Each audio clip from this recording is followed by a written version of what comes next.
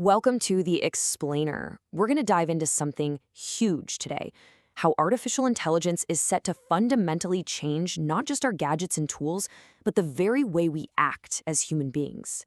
We're going way beyond the typical chatter to really explore how AI will rewire our social lives. All right, to get our heads around this, let's start with a place that's really shaped how we all think about AI for decades, and that's science fiction. For as long as I can remember, our biggest fears about AI have been framed by this exact idea, right? Isaac Asimov's famous laws. We picture the physical threats, the HAL 9000s of the world, robots that could literally turn on us. It's all about that direct physical harm. But what if we're looking in the wrong place? What if the most profound changes aren't about how AI treats us, but how it changes the way we treat each other? The real revolution, the one we need to be watching, might be happening in our social fabric. I mean, think about it. The printing press, the internet, huge, world-changing technologies for sure, but they mostly changed how we share information. They didn't really get into the nitty-gritty of our evolved human behaviors. The stuff researchers call our social suite. That's love, friendship, cooperation, the things that make us us. AI is different. It's poised to get right in the middle of all that, and that's a whole new ballgame. Okay, but here's where it gets really interesting, and frankly, a little counterintuitive. The early evidence suggests that AI might not just be a threat to our social skills, it could actually make them better. So let me tell you about this wild experiment at Yale. Researchers put small groups of people in a room to work on a task, and they threw a robot in with them. But here's the kicker. This robot wasn't perfect. It was programmed to mess up every now and then, and when it did, it would apologize, saying something like, "Sorry guys, my bad, robots make mistakes too." And the results were just incredible. This vulnerable, kind of clumsy robot actually made the humans work together better. Seriously, they started talking to each other more, they were laughing, they even started consoling each other when someone else made a mistake. It turns out the flawed bot was like a social lubricant for the whole team. And this wasn't just a fluke. Another similar study, this one virtual, found the same thing. Bots that were programmed to make errors actually helped human teams solve complex problems more effectively. It seems like the bots' mistakes gave the humans permission to be more flexible, and that simple change boosted the performance of the whole group. But of course, there's another side to this coin. Just as easily as AI can bring out the best in us, it has the power to corrupt our better angels, to degrade those very same social instincts. Okay, so check out this experiment on cooperation. You've got an online game where most people, left to their own devices, are pretty generous. They donate to their neighbors, which creates this nice little system of cooperation.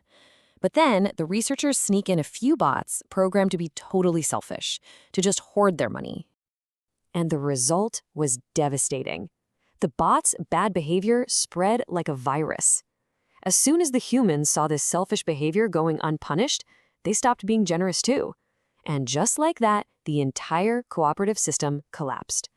The researchers put it pretty bluntly. Look, this isn't just happening in a lab. We've seen this exact thing play out on a massive scale. Think about the 2016 US election. Malicious bots on social media didn't just spread fake news. They exploited our very human tendency to share and trust.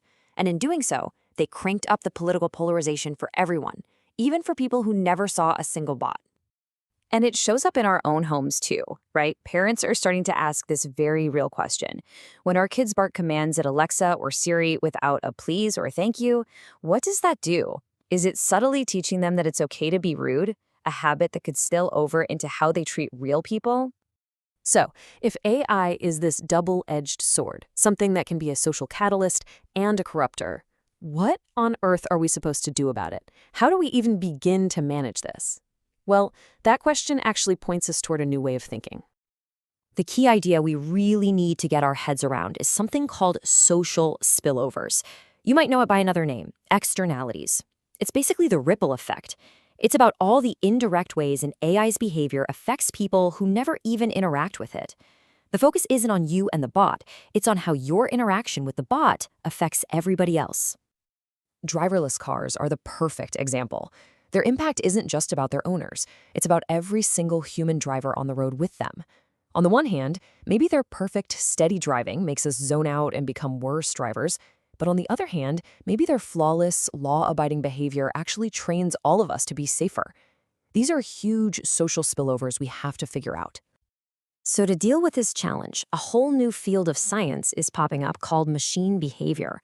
And the whole point is to stop thinking about AI as just a clever tool that we build and start studying it for what it is, a new kind of actor in our society, with its own behaviors and its own massive ripple effects.